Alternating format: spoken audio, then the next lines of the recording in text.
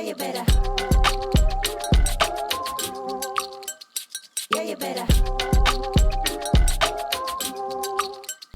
Yeah, you better.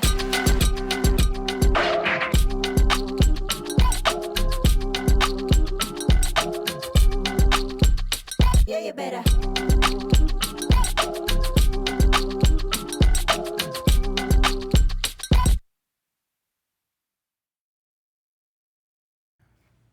All right. Hello, everyone. Hello.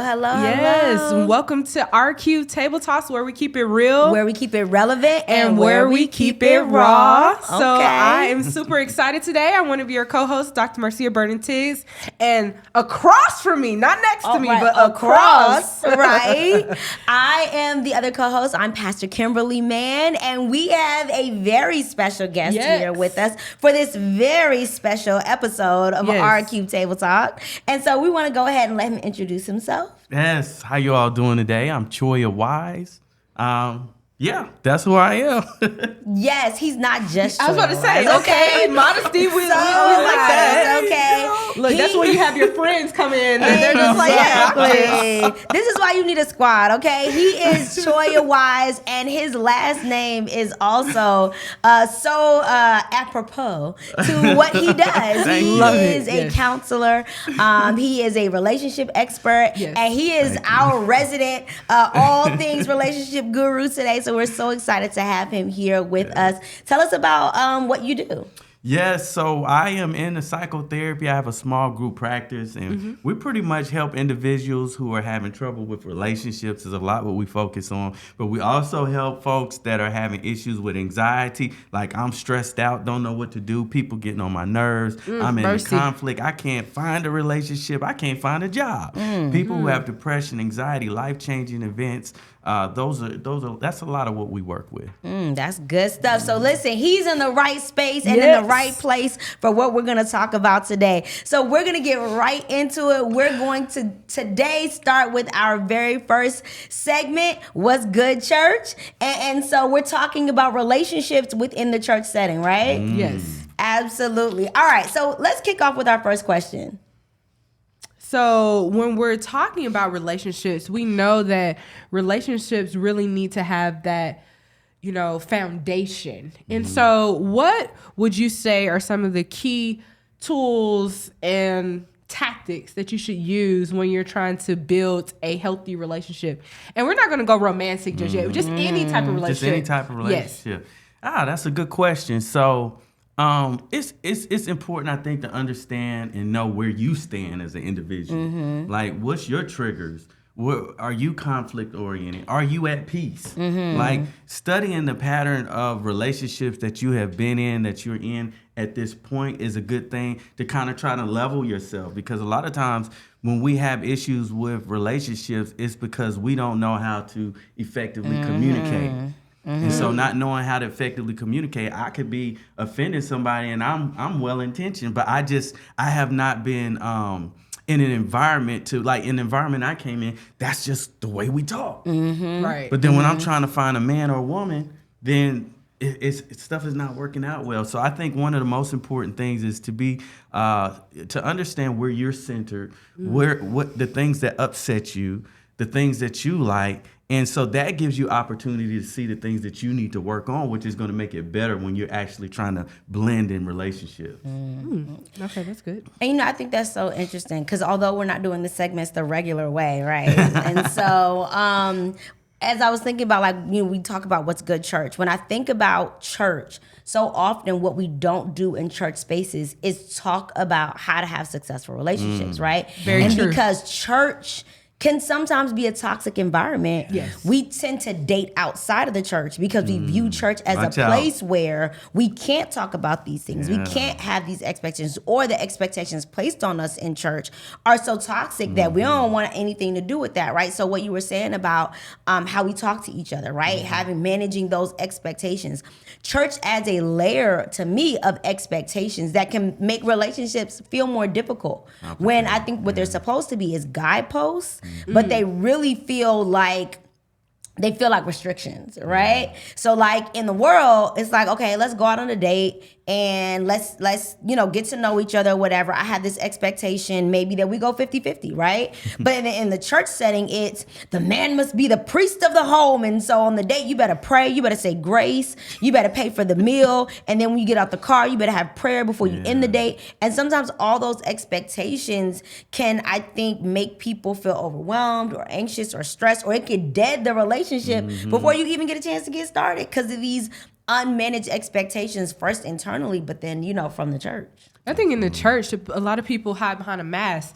They aren't real and they aren't honest. And that's an issue because even though the church gives us a standard, which is the word of God, we are to live up to that standard as best as possible. But we also need to be in reality that we're not perfect. And we won't reach perfection on this side of the Jordan, period, at all. We strive for it, though. Yeah. So I think people don't understand that there's a difference between striving for perfection and actually considering yourself perfect or wanting to have this mask of I have to do everything perfectly, and you're not honest and you're not real. And so to your point, Pastor Man, it seems like when you go to that person who's not affiliated with the church, whether it's a girlfriend as in just like a friendship or it's a girlfriend as in a romantic relationship, you feel like, oh, this is so much better because of that realness, that authenticity, that pressure of perfection, the biblical way or any way you want to phrase it is not there. Yeah. But that real will get you caught. That real, like, oh, this out here, the grass looks greener and realer out in the world. And like, no, that's not green grass. That's AstroTurf. Like that's a carpet. And you don't realize that what you thought was real is actually, I won't say it's not real, but that realness a lot of times comes with a lot of trauma, a lot of drama, a lot of stuff, right? Correct. And so sometimes we're like, I want somebody who's real. I want somebody that's real. Maybe a better word is I want somebody that's healed. That's it. Right? Because real will take you through there. Okay? Like, that's true.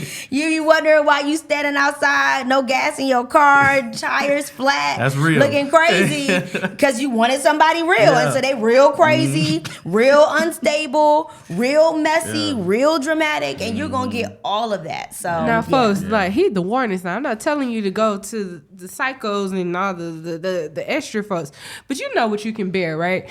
But moving on that and talking about church, and I want to ask you, Choya, because I know, Pastor Man, you have a whole different perspective as a pastor, but how can the church community actually help when it comes to supporting relationships, especially young couples in the church? Because a lot of times when you have even... because you're a part of marriage ministry and family life ministries here, you and your wife.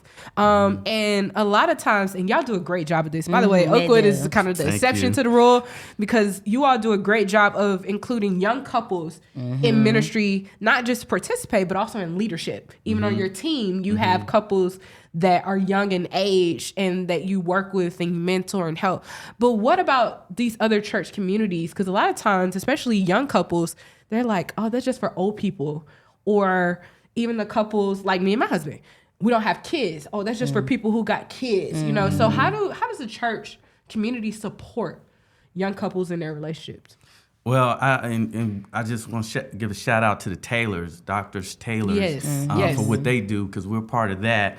And they're really just doing a lot with family. But to get back to the question, I think that we lack a lot of transparency. I think we were talking a little bit edge of that before we got on air, is transparency, just keeping it real about what's happening in relationships, what you've experienced. Because like you said, the expectation, a lot of times we're setting a bar so high for what it takes to be married and what success looks like.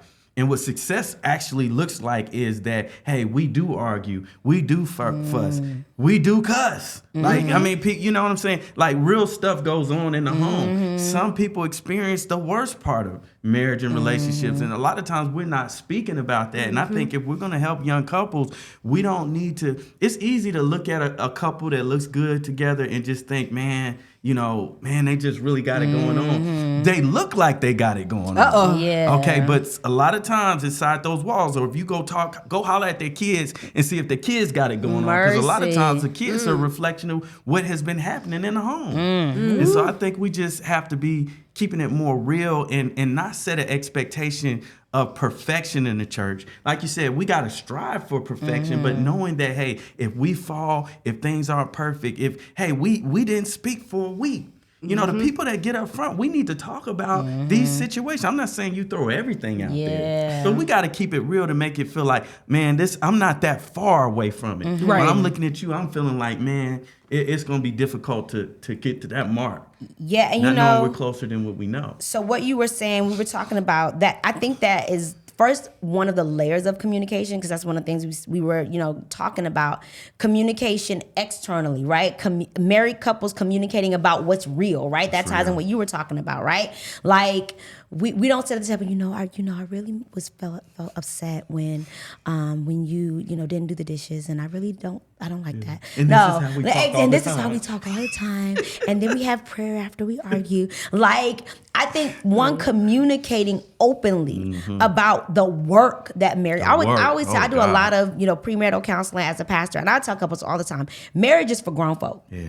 Like, marriage is for grown folk who have to put on their big grown underwear and step to the table and say, we have to deal with these issues. We have to handle these things. So I think communication within our context, like saying, I'll never forget, when my husband and I first got married, and we got married a little bit older, like we were in our 30s. And so we already had some patterns and some habits and some stuff that we were like, I like the way I do this. What you mean you don't like the way we do this? And so when we first got married, that first year, we were like, wait. You know what I mean? Like, we knew God called us to be together, but was it supposed to be this hard?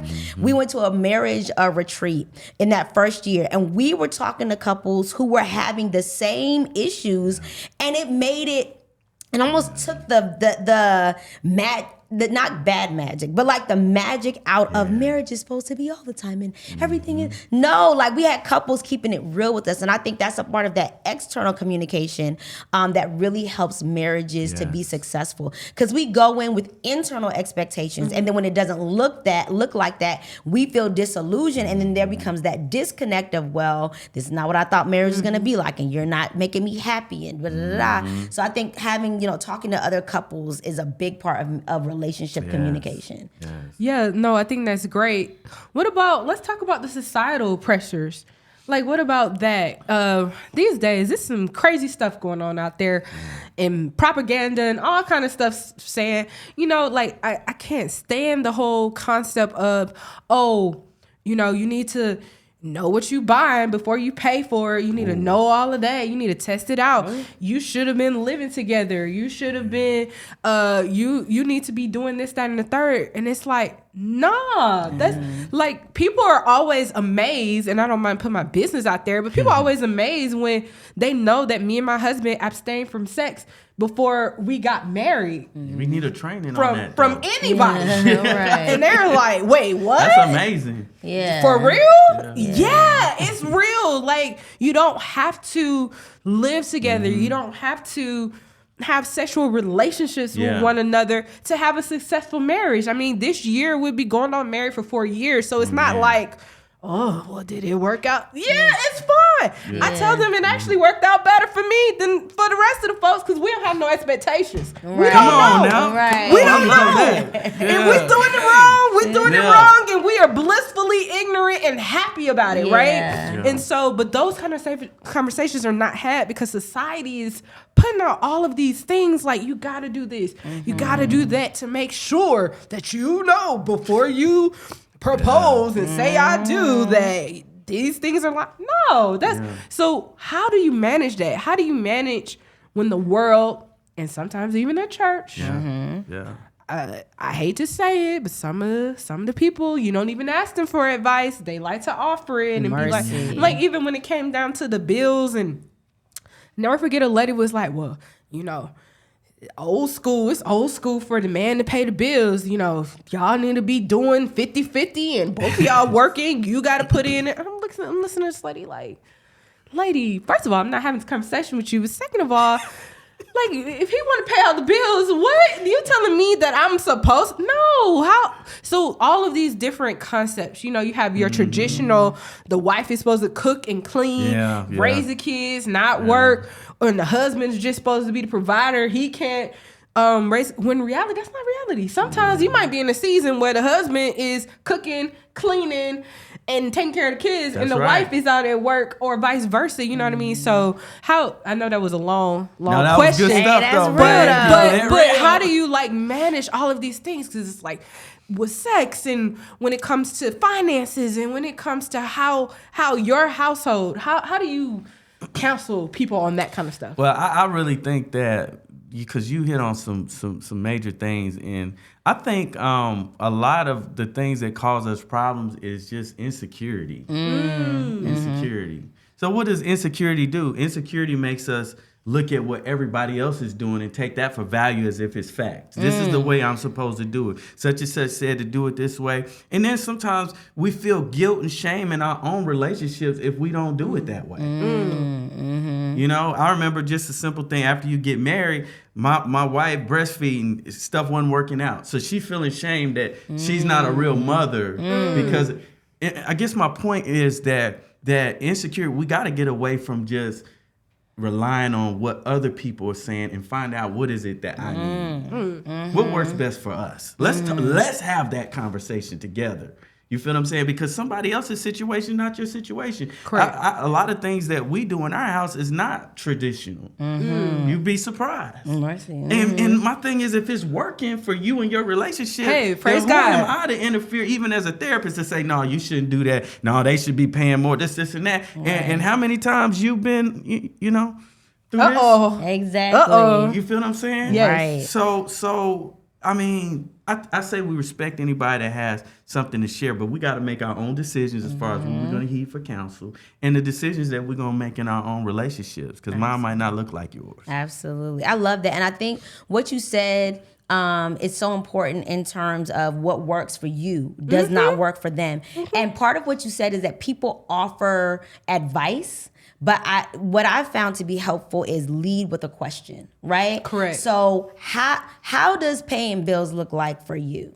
Like, how does conflict, like, what does that look like for you? I think leading with questions helps eliminate accusation, but also helps us not lead with expectation. Well, why didn't you wash the dishes? So you're leading with an expectation that they may not, listen, growing up in my household, like, listen, if whoever cooked dinner, the other person washed dishes, right? Growing up in my husband's household, his mom, like, she was in the kitchen all day long. So when we first got married, he expected me to have a sink full of dish soap, and from the stove to the sink, and then from the sink back to the stove. And I was like, oh no. And so we had to start with a question like, okay, what does being cared for, or what does cleaning the kitchen look like?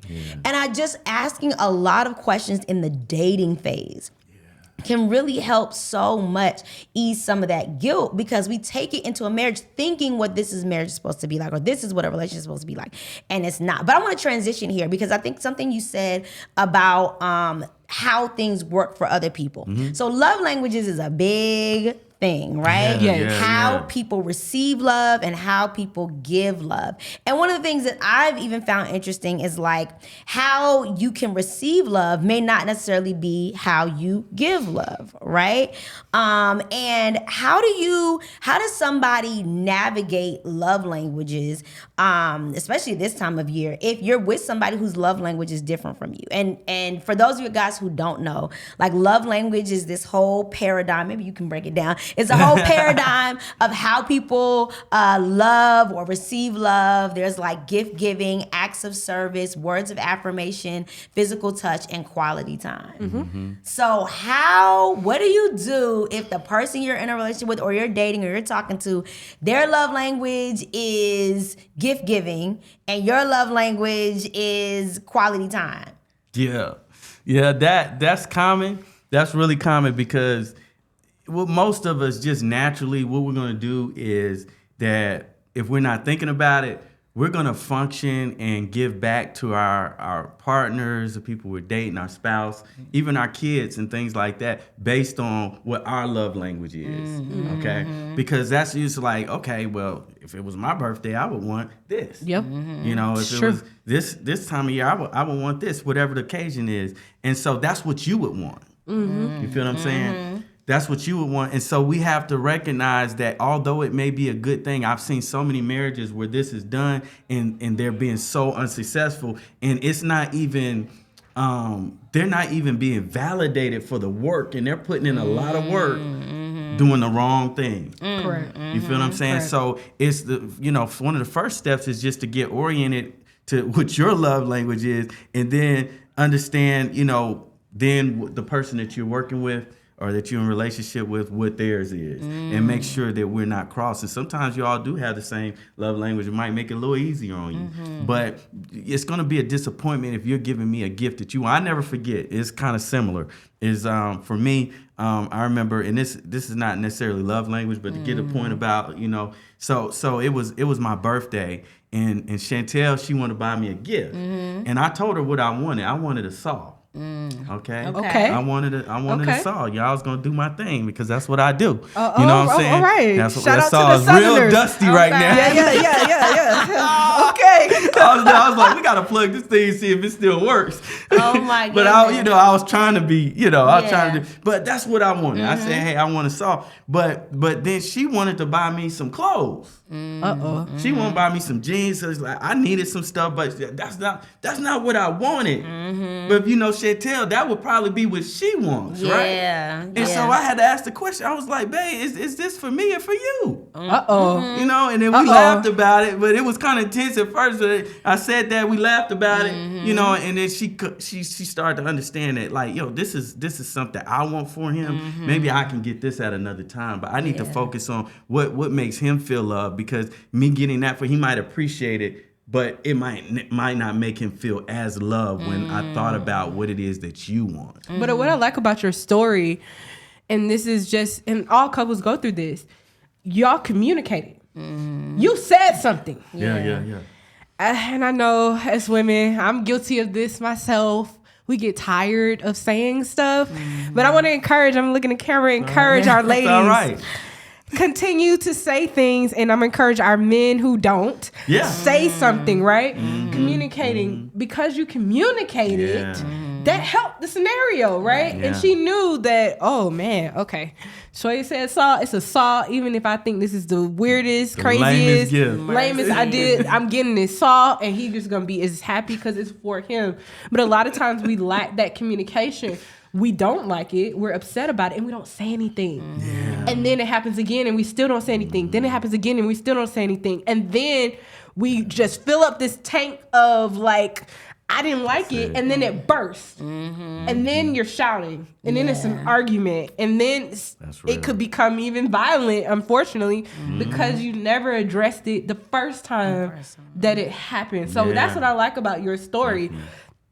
The gift part is important, but the importance to me is that you actually said, now who you buying this gift for? Because it's not for me. And you said it in a way that wasn't offensive. Exactly. How you say it. But I think that's so important because you asked the question. Remember I was talking about leading with questions. But I think one of the things that helps make relationships successful is, even with the question, understanding the intentions of the person, right? Now, if you're really with somebody that you truly believe does not have the best intentions for you, then you need to break up. Right? Yes. But if I'm with you, then I believe you have the best intentions for me. Yes. So now if we're having a conflict, it's not because I don't think you, and I don't, but what can I learn about you through this conflict? Like, how can I get to know you better in this disagreement, right? So she brought something you didn't like. It wasn't necessarily a moment for an argument. This is a learning opportunity. Yes. Something my husband said in his vows, I've been holding it to him to this day. He said, I promise to be a student of you for the rest of your life. That's it. Oh, I like that. Yes. Okay, let's And so if you're going to be a student, that means you view the other person as a teacher, not a threat. That's right. So if I you good. as a That's teacher good. and not a threat. When something happens I don't like, what can I learn?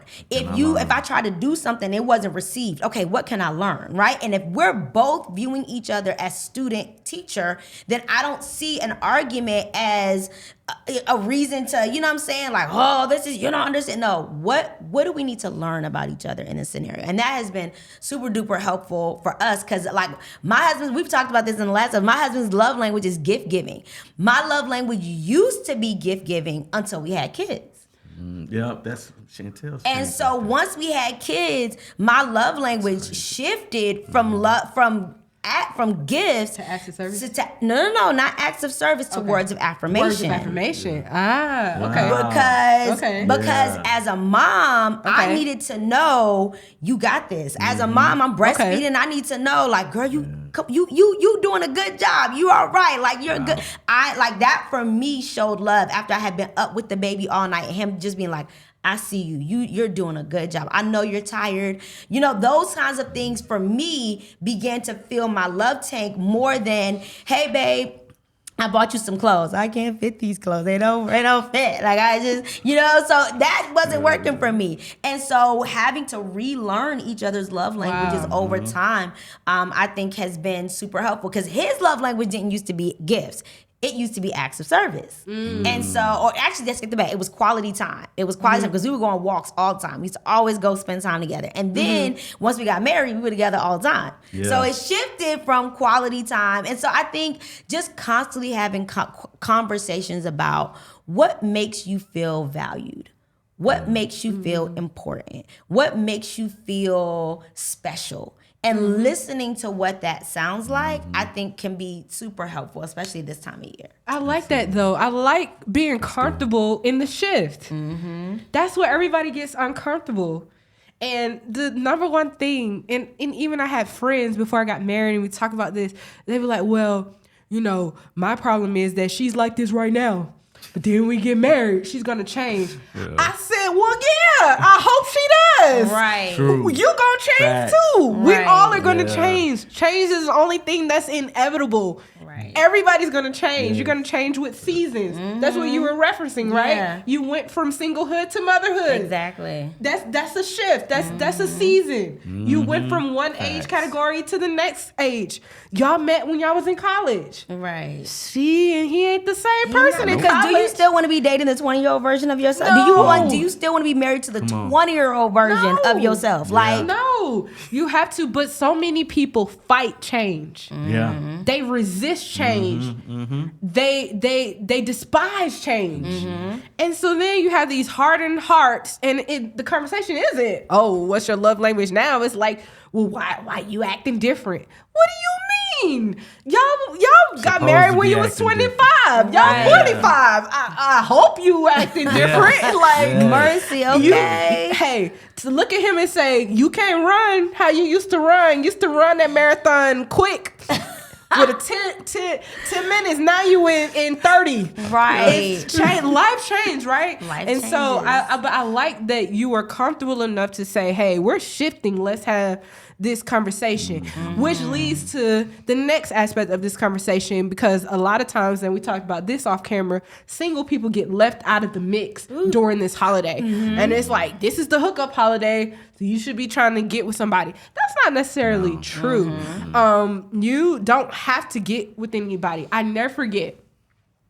And it happens, I think, to people who grow up as only children or who don't have a lot of siblings. A lot of times you look to people to bring you that comfort and that loving feeling, because you don't want to be by yourself. You know, you've been by yourself for so long. And I never forget, I was single, and one of my best friends, she was single too. And she was like, Marcia, she said, what's really the problem? Why are you so uncomfortable? Why haven't you embraced and accepted the blessings of being single? I said, what? She said, you don't have to worry about this. You don't have to worry about that. You have this. You have that. And she just went through a litany. She said, that's a blessing. And so it was changing my attitude about my circumstances, but also making me not necessarily say, I won't say complacent, but content and fulfilled with where God had me in that particular season, knowing that the season is going to last always, but the season right now is where I need to be, and I'm actually doing great, Right. in comparison. So how do we address singles, during this time? season? Mercy. How can singles actually celebrate Valentine's Day in a way that fosters a love and a joy of just celebrating life, celebrating what God has done for them, rather than feeling left out, feeling like they are a part of the mix? Yeah, that's a good question. So I think it was Daryl Coley. He had this song about he's pruning me, for what, and a lot of us can look back and just think about, like, if you had really gotten married when you wanted to get married. Lord Jesus. Mercy. Like, and then imagine who that would have been with that was willing to work with that. Oh, Lord. Mercy. You know what I'm saying? Hey. So then once I get myself right, I'm stuck with you. Ooh. So I mean, I'm not that Good person night. that I used to be when I wanted to get married. That wasn't a great guy. Yeah. You feel what I'm saying? So I do feel like that he's pruning us. He's getting us ready. Yes. He's got you single right now at this point because he's trying to get you ready to be with that person where it's going to be bliss. Yes. But right now, there's some things that I need to focus on with me in order for that to occur. And so I think that that's a big part of the process, is just we're getting pruned. And I remember when I ain't gonna lie, I used to get mad at God, and I would talk to God. I was had these tough conversations because it just seemed like everybody was getting married before but me. Yeah. You know what I'm saying? Yep. I thought they were all happy. You know what I'm saying? I learned That they let part. you in on it after you get married. You see Okay. how stuff really is. So They many don't of tell them you are when you're divorced. single. Lord You know what I'm Jesus. saying? That part, okay. Yeah. You know what I'm saying? Now they tell you about the problems of marriage once you get married. But when you was looking single, it's like, you know. But he was pruning. And one of the things that God pretty much got me to understand, he said basically, you're looking to get married in order to achieve and experience happiness. Because I wasn't happy. You feel what I'm saying? He said, I want you to function in your life, find out peace and happiness, develop your relationship with me, so that if you were never, and I know this is tough on people, I'm not saying this is the way it's going to be, but this is the mindset we have to have. If you were to never get married, you would still experience happiness. That part. So not long after that, I start, go ahead. Yeah, no, go ahead. Not long after that, I started trying to do some trips and things like that. I'm going to treat myself. I'm going to have a good old time. Because it might just be me. You know what I'm saying? Treat yourself. That's right. Okay, Yes. treat yourself. Yes, I'm for it. Live your best But life. I think that's so important, and the reason why it's very interesting. We have all these conversations about Valentine's and love and working on yourself. I know, and I am in advance apologizing. It's a whole lot of aunties out there, right? Single people who never get married. They the aunties, right? But the crazy thing is, we need the aunties. Yes. We need the women who never got married, who don't have kids, who got extra resources and extra time. We need the aunties. We need the uncles. We need those people to be part of our village. And I know that that's very hard, because I know several people who are like, Pastor, man, I have done all the things. I have a great relationship with God. I'm abstaining. I'm not in the streets. I'm da-da-da-da-da. And I'm still single. I know some amazing people in my life who were leaders in the church and are still very single, right? And that can be really challenging. But what you said is so important. You have to get to a place where you're like, even if I never get married, is marriage the hinge point of which my faith is gonna die on? Like, is marriage and being in a healthy relationship the hill that my relationship with God, like, is hell worth not getting married? Like, not having a relationship with God? And so I think that is so, important for people, especially during Valentine's Day, because it feels so overwhelming. All the gifts, all the love, all the people that are posting, you don't know that they just was smacking each other around 10 minutes before they put that or picture. they borrowed to post this. They don't even own it. Right. There's a loan and it's going back. It's loan is going back. The stuff that they got is not real. It's a fake. It's a front. It's a filter. And but it causes something inside of you to feel like you're missing out on something. Of course. And I will never forget. So I was actually engaged before I was with my husband to this guy, and it was very mediocre.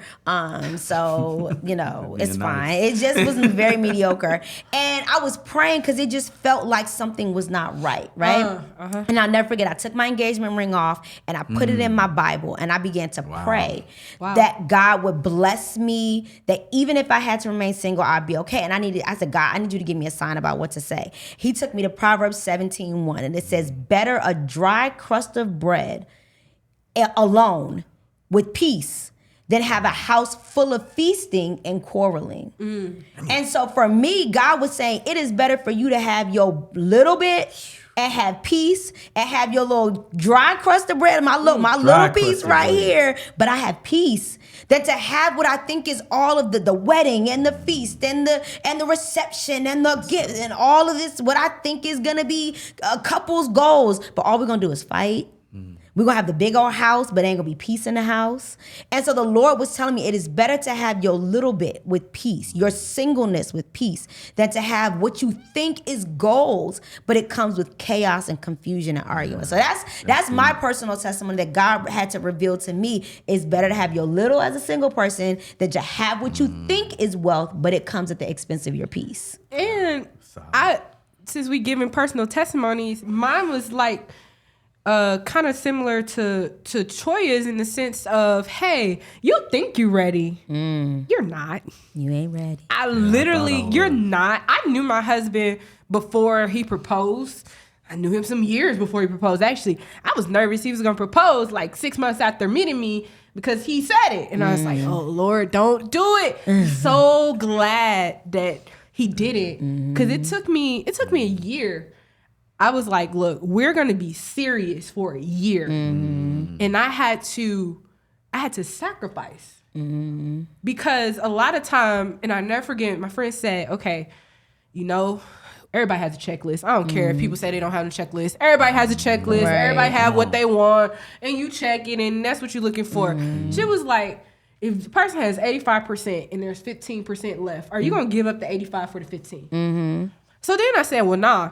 Here's the thing that I didn't do, though, and this is what I'm encouraging you all. Don't go looking for the 15% in somebody else. Wow. Yeah. So a lot of times you accept the 85 and you use somebody else to fulfill the 15 because you still want your 100. Yeah. That is not right. You got to do some self-reflection and understand I don't need another person to meet my 100% checklist. Yeah. God is all that I need. I need to be positioned in myself to be able to give 100% with whatever their 100% is. Absolutely. That's tough. That is very tough. That is very tough because it's so convenient to find the 15%, keep your 85 and say, well, and I'm not talking about you don't got to be sleeping around. You don't got to be just that homeboy, that homegirl, that friend, that job even sometimes that work side bae, hustle, the work bae and work husband and work wife or that best friend that fills in the gap. And it doesn't have to be opposite sex. It could be the same sex. That best friend who is filling in, but that's not good because they fill in when you get married. They still filling in that 15. And then you wonder why, what happened? Why are they together now? You know what I'm saying? So you have to really have a come to Jesus moment. And so I had to set aside for a whole year and say, okay, Marcia, why? Why do you have to have what you want in this manner that is not of God? And when I came to the realization and I forsake all of the other things and focus on my relationship, I ended up married the next year. And we're fine. And guess what?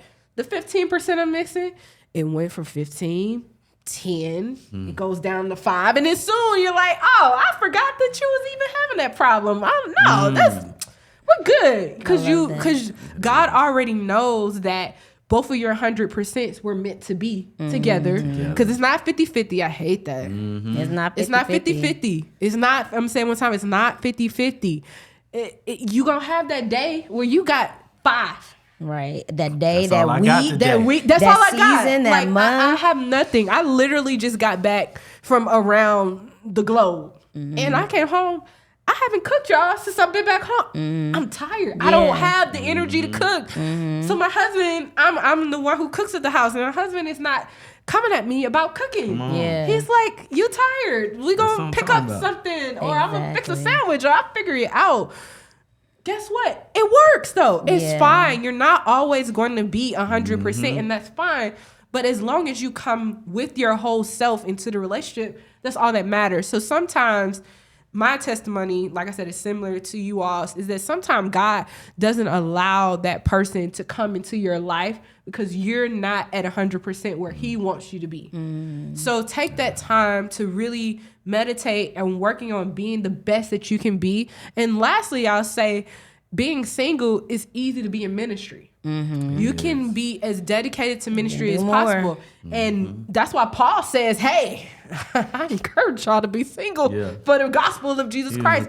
Because you all know we all have families and we're all very busy. We were talking about that earlier. You get to a point you say, no, my family, God is first, and then my family, you know? So how can I balance out my work for him and be there for my family? So these are all things that we take in consideration. But hopefully you all got a little something. Enjoy hearing this. Choya, I mean, hey. Choya, any last words before you wrap up? We're at our time, but I want to make sure we give our expert any last little bits of advice you want to give out there for someone who is navigating Valentine's Day or in this season where we're all focusing on love and just needs a word. That, you know, kind of just a review of what we were talking about, you know. Find out what your lane is, because we don't want to cross over trying to live in somebody else's lane that God doesn't have for us. So let's find out what our lane is, and let's just walk in that and be okay with it. Comparisons kill. Kill. You will never be able to meet the expectations that are to be met by somebody else.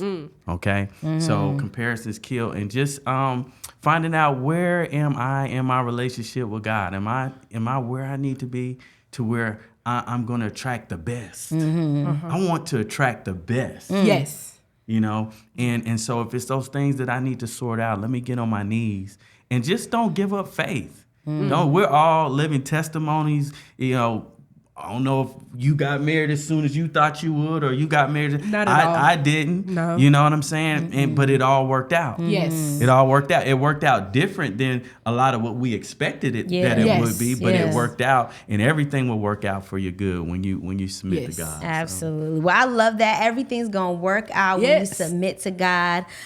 We gave lots of tips, lots of things that you can apply, whether you're married, whether you're dating, and even if you're in the dating phase or you're single. These are great questions that you can add to your list of, these are conversations we need to have with someone who may be a potential life partner. Like how do you view marriage? How do you view relationships? What is your love language? So all of these different types, what do you like to get? You know, all of these things are things that you can use. So I'm so excited. We got to have Mr. Wise, who's so wise. We got to have him back again. Definitely. Because we got a whole, y'all didn't even see the list. We got a whole bunch of other things that we want to talk about in regards of relationships. So thank you so much for joining us. Thanks for having me. Yes, Definitely. and enjoy this month of celebration of love, relationships. Hopefully you enjoyed this special broadcast that we did on relationships, and just continue to be real. Have those real, authentic conversations, and keep it flowing. We want to see these numbers run up. We want you to share